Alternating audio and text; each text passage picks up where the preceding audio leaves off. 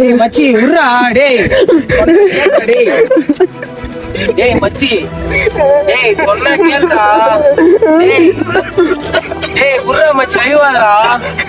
டேய் டேய் மச்சி டேய் நாடா டேய் நாடா ஏன்டா இல்ல மச்சான் நஞ்சு கூட பாக்கறா. டேய் மச்சான் சொன்னா கேளுடா. டேய் அழுவாதடா சொன்னா கேளுடா டேய்.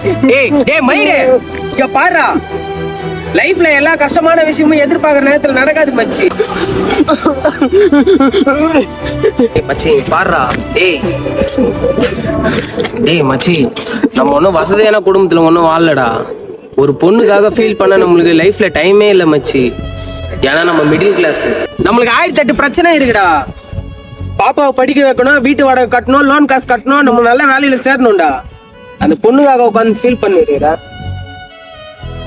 டேய் டேய் இத பாருடா, நீ வாழ்ற வாழ்க்கையில அங்க கல்யாணம் பண்ணி போய் உட்காந்து இருப்பாரு அந்த பொண்ணு ஃபீல் பண்ணணும்டா.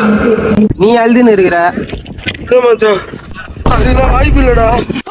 இப்போ எவ்வளவுதான் செட்டில் ஆனாலும் அவனோட பெரிய அப்படி யாரா அவங்க?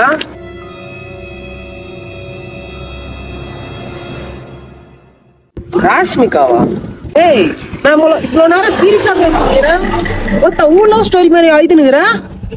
ஊர் லவ் ஸ்டோரி மாதிரி ஆயிடு.